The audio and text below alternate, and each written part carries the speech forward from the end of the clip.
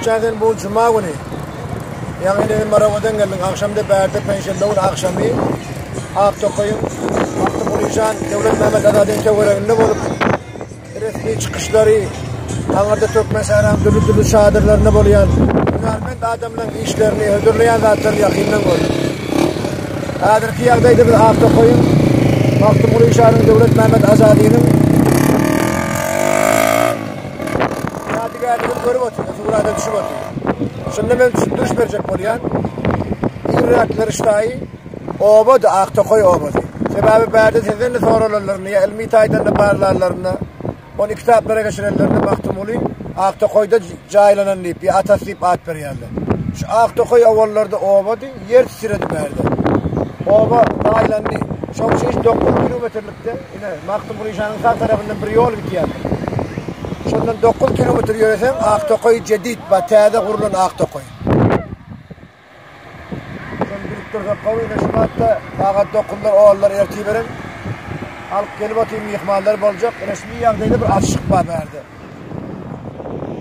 Yine şu an Türkmen'in mayasının, ruhu mayasının Ilham Çeşmesi bilen yanımda Türkmen Sehran Ilham Çeşmesi Nur Muhammed Ak Ağa Mıhman hükmünde Türkmen Sehran geldik. Türkmen Sehran değil, bütün dünya Türkmenlerinin ruhu kâveti ocağı, Türkmençiliğin ocağı, Türkmenin ruhu ocağı ana kıyımızda görünüp dur. Maltumuluyum öz atası devletlermen azadi bilen yatal guvurunun başına ziyaretimizin ikinci günü yanımda duran yaşlığımız Türkmenin tarihinin Türkmen Sehradaki bölüğünü çüy bilen gazıp yazdıran şol çüyün çukurunun altın bilen gövher bilen döğülüren bir yaşlığımız ömrü uzak olsun. Maltumuluyun intak guvuru yokka Maltumuluyun dine adı vaka yığatı görüyorsunuz inha. Yatan guvuru yatan yer ana anırda bu taraftan o köprü var, derya var. Köprüsüz deryadan ayağını çermep geçip şu taylarda yaşlıların bile geçip Maltumuluyun mazarını gözlep tapıp açıp şu birinci yıllar ilki dövrlerde şu Türkmenistan'ın gelen toparları, resmi toparları, mihmanları traktör bilen şu deryadan beri geçirip şeydip şu Maltumuluyun aladası, tağallası, toyu şeydip başlanıyor şu topraklarda.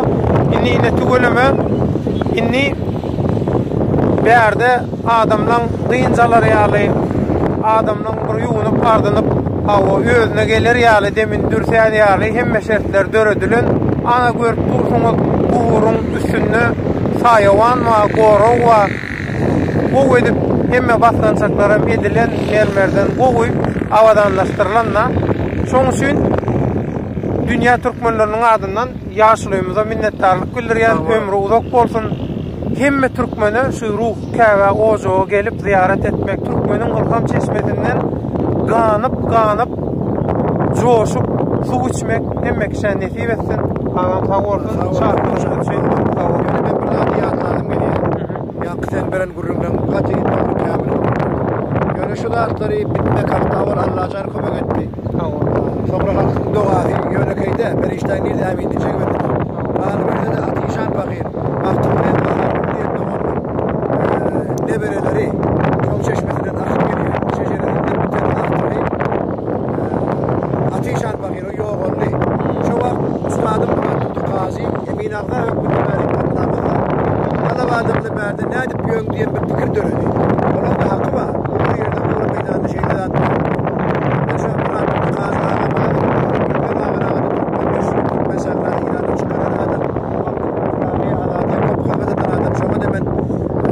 Allah kuvvet verelim geliyor. Atişan bakıyla bir attı ya. Şii'nin beyleki gelen adamlar hem geçen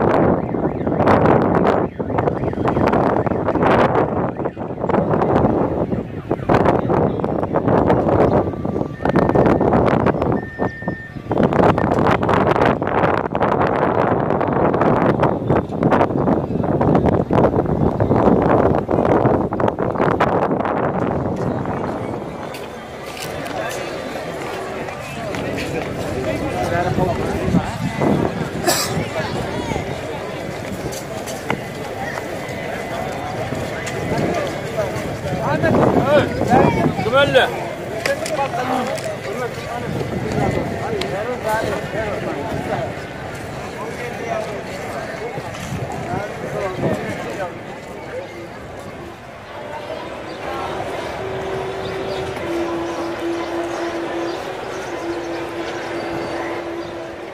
Mahtumuluyum merasimini bu taraf.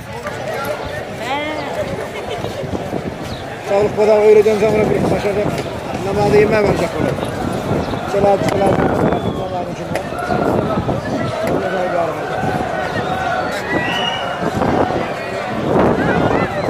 Devlet demek yardım selam etti. Bolya koydusunu bolya sağ. Tamam ya.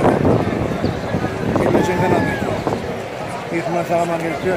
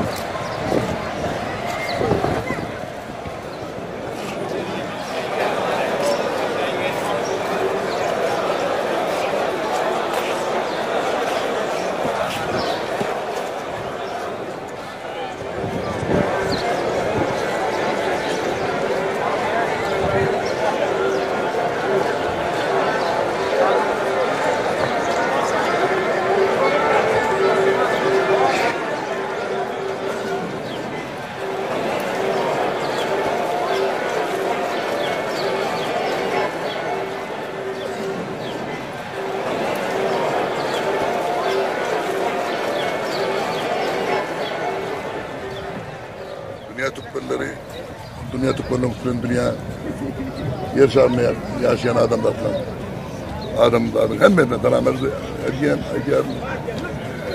en adım ait bu konuda onu pasport boyunca nerede ait şair değil ya. Şu drone yerimi Türkmen halkının belli klasik şairi öz devrinin ulu öz görüşleri dörüden hem tepkini otunla hem adamlardan katlaşırına Kuliyagır fikirleri emine durmuşa geçiren büyük trağının, otun trağının yatan madarışının arkanda olmayan kummer cemaatının ülke. Bu yerin adam at tokoy değil ya, yine bu görüntüden arkamdaki dere Karrımoğulları'nın dereti. Yedil Karrımoğulları'nın deretinin Gülmatar tarafında Karrımoğulları'nın öyle yatıyor. Sonra bu söylenen kaptanına da bir kurağı yatıyor. Şu yerde hataplara yütködülü iki tarafta ona hem Türkmenistan'la hem İran'la bir hatap bilen var liyadi bu tarçın doğduk toyu tutuluyor. Şu yıl İran'ın alimlerinin hatap etişiyle İran Türkmen alimleri diyeyim maksat. 282. yılı Ama Türkmenistan'ı bilmedi ki Tolkien bir radyo bildirdi. Geçen yıldan beri. Şiir Höne Aktokoy bir til var Frenton Teza Aktokoy Kızılbayır'a göçtü. Şimdi 5 kilometre gayrı Aktokoy. O Aktokoy'dan kalan bir nece öğrenme şiirde. Yani o mendil Aktokoy değil mi ya? Hoş Mavtum'un trağın kadını ötürüyor. Mavtum'un o değil ya. Şiirem geldik her yılın adet boyunca biz büyük trağının toylarını geçiriyor. Buna da bir tarihine teretsek Mavtum'un nesli öz karnaşları, dağıtları son önden ziyarete gelerek kendileriyle. İçerigelerinden değeri gelip her yılda bir famili yerdeydi ya da kocaluğun ağdaları, ilen salalları giderek İran'da İslami İnkılap yine çıkan tam İnkılap diyenleri bir şişmem çok şiyalık buradan böyle onu kımmatlıklara büyük göttü milletin ağına tercihat verdi. Şu tercihatlerin etadında adamlar öz milli şairleri, milli değerleri, milli desturlarına da baha vermekliğine cevap olup hani Türkmenlerin ağını açıkları, dini açık ağını doğruluğa tarafı yani adamları yoğuştan Bari gelip uğradılar şundan. Birini tane otururdan tanıdım Tugava diye yani kapiyona. Bunun kıyınçılıkla doğru İran'la Fatemi'nin dövrüne gelip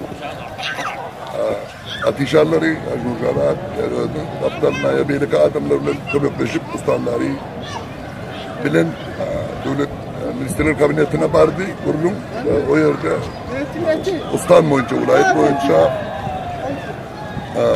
bir ette mağtumunun adını geçirilmek tesip olu diye mağullarlıydı diyor. Mağullarına doğru yetirme onu aynen ıkrar edildi diye ne şeyler var tam. Şundan benim toy tutulup diyor, sen şu atı görüp durun. Bir vade gelirsen belki de sayılmadan 2 yıllık şu yerde 2 yıllık yemek geçip var ya bir resmi derecede devletim tutacağım, bir ben halk tutacağım. Bütün akşam geçen gece saat tek yarımdan ta 10-11'e çeldi geçen şu yerde şu cayga diyetler, şu yerden Matoli'nin avının başındaki ayarlanan yerde geçen resmi derecedeki da vardı. Onunla bu yıl katır Tavra demedildi. Onunla şairlere, edebiyatçılara tekerek stol koyuldu Maltumlu hakkında vurgun etmek için.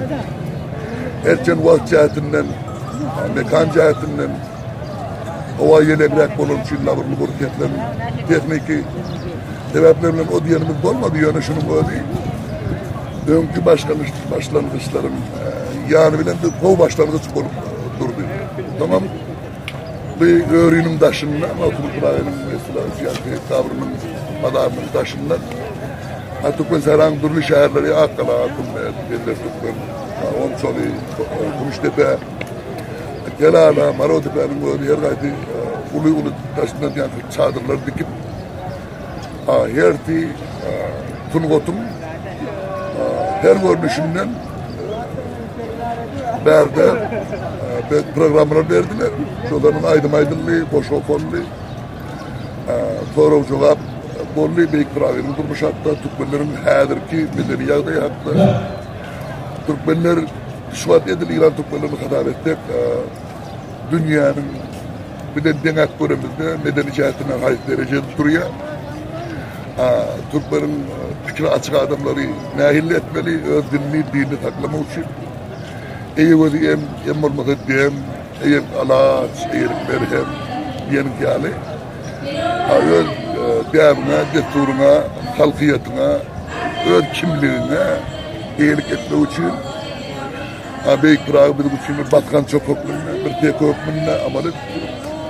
O yüzden akşam şu gururumlar bollu, adiren gururum edil otuyor. Edil yani şu temnetten almıştır altında. Benim komşu dost devletim Türkmenistan'ın Tehran'daki ilçisi gelip daha da koşum. Bir yerinin çoğu da abi köp yılları öğrenme bu propaganda da oluyor il tarafından elbette. Tebliğ oluyor Türkmen'in açısından çoğalmaya, çoğalışıya. Dünyanın Afganistan'dan dünyanın türlü çetinlik Türkmenler geliyor. Ben yani Gülşen'in eradındaki vilayet gaziyetini elime alıp atıp dur. Yanlıplar kalbe Türkmenlere incam itatar. Türkmen'in yüreğinin kurtulduğu bu yerde duyuluyor. Yani Türkmen'in kalmış yeri tepşen yer. Diyen manida. Ben yöneteyim vurgumdan. Tedavi, Cahan, Türkmenlerden burada medeni cihetinden, an cihetinden, erdem cihetinden, erdem diyemse medeniyet kıymet, şu kultur kıymet. O cihetinden ediyen temasını bizim oğlumuz düşünce boyunca İran Türkmenlerinden tamam ediyen mükadiyen, kıyınçılıklarına yaramadan, belli bir onu iyilik ediyen diye darlar, iyilik ediyen rahatları yok. Kadim Türkmen'in atlarını bu. Millet geliyor öder ayağlar ya. Devlet bilen olmuşum. Nerede? öyle geçiriyor. Öz gücüyle şuurluğuna morcak oluyor. Demek Maltumun'un fikirlerini hazırki zaman gerek yararına uyduracak oluyor. Özünün ruhu merteşliklerini şorunun alacak oluyor. Bağırmağıdan Maltumun'u okuyup var şorunun istidadım var. Deva Maltumun'un oradayçısından derdim vardır Mecnun'la 67'de rüyada 40 yıl kuvvet var bende. Neredeydarga perkada men Mecnun'un 67'de rüyada güçlü derdim var. Perkada da men aşkın derdini 40 yıllar bir yöneke şairim öyle övüneceğim deyip düşünmüyor. Her bir alimin, şairim, belli şahsiyetlerin kim bilecek konumuzda şol adamın öz dövrüne iyilinin, ünlünün talaplarına sorularına ilminde yüze çıkan zatlara niye hile cevap verip bilişine garap, mani, şomora baha verdiler. Şol yeter ya şol zat gağalarını oluyor bunu hemişenin için mi düğümünün için Beyik Prag'ın öz dövrüne Türkmen halkının talaplarını, zatlarını kovut düşünüp onun ruh gerekliliklerini, terbiyecilik gerekliliklerini, ten terbiyetini, an terbiyetini, birin terbiyetini, yekidaklıklarını, toparlayın iyiliğin terbiyetini oyla taptır, onları analiz ediptir, onları teorize ediptir ve şoları öz koşkutunla. Maltumun'un beyik yeri ol bine töttün vatuyla meşgul olan şair değil. Yodum şairleri görenimde hatta ayak batı özgü tin bulmaz. Erde gayrat batı işi tin bulmaz. Şairde de şairin fiili töttün vatı olmalı. Yönüm atı olmayan özünü saklar. Durman doğru kanaatlanma. Eğitim ol töttün vatına bir işlep yukarı derecede götürün. Beylik taraftan da töttün vatını bir abdal hükmünle eline alıp onu halkın durmuşun, ruhi adayının, maddi adayının yukarı kalmağının kulluğunu alıptır. Şunun için Beyik Prag'ın şahsiyetinin hemişelik sürgazı. Yoksa Prag'da ne uçakladın? Hatta klaslı Arap Parti ediliyatı katı ökte bilyar. Hatta aruz kaydalarını yeter ökte Allah'ıma vefayı da çıkıyor. Maltumların köpe uçağı var. Tekli bir 69. Hicr Kamarı yılında. Demek şu atlam bunu meşci 7 yıl kullanıyor. Onda da oluşuyla öz yeterini, tehdidi Maltum'un hikaret boğunu biliyor. Yandan ipma Maltum'un uçağı. Demek onlar bir de tötün otuyla meşgul oldular. Buna adımlar durmuşunun humanistik zatlarına çemireşmeyendirler. Ondan perverliğe çemireşmeyendirler. Onların terbiye, başta medyatının dayanıp tutulur. Onların terbiyecilik meselelerine çemireşmeyendirler. O bir de göze vatanlattırlar, göz yatattırlar.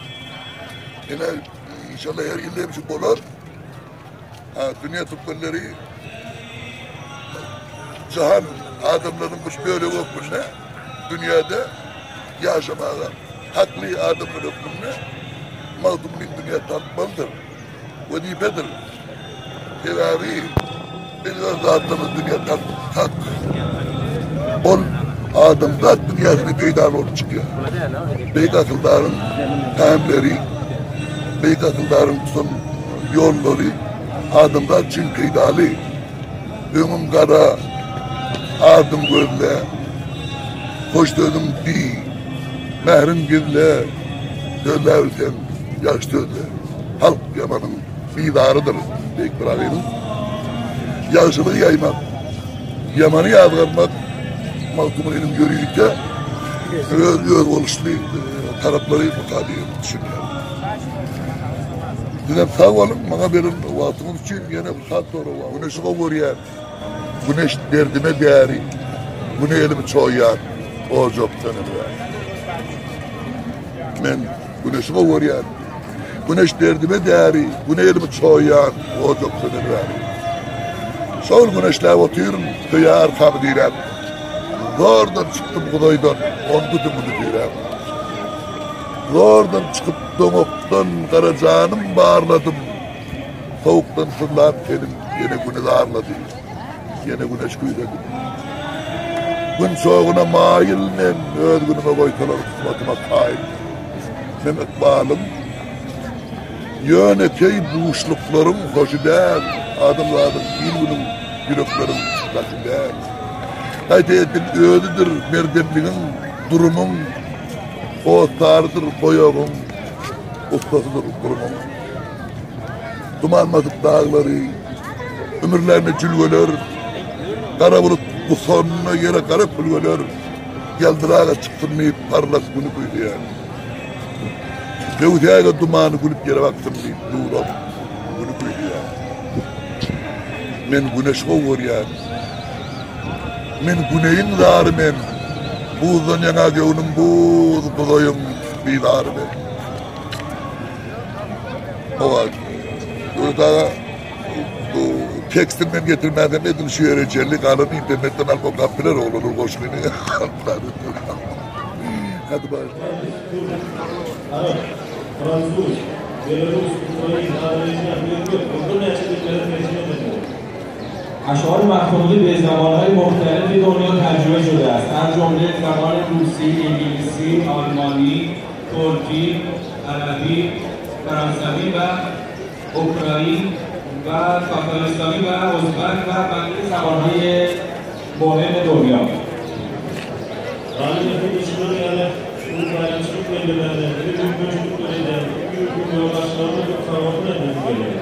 من در اینجا میخواهم تشکر کنم از رهبران دو کشور ایران و ترکمنستان که برای برگزاری چنین مراسم‌هایی امکانات خوبی فراهم می‌کنند.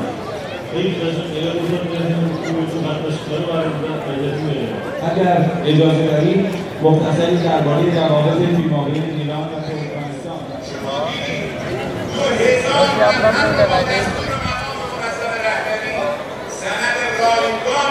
که باید به بنیاد ادبی گوش می‌دادن اون رو تحویل بدیم. این در تمام نکته‌ای که ریاست محترم جمهور ما انشاء فرمود فرصتی است که من گزارش ادب بدم شما که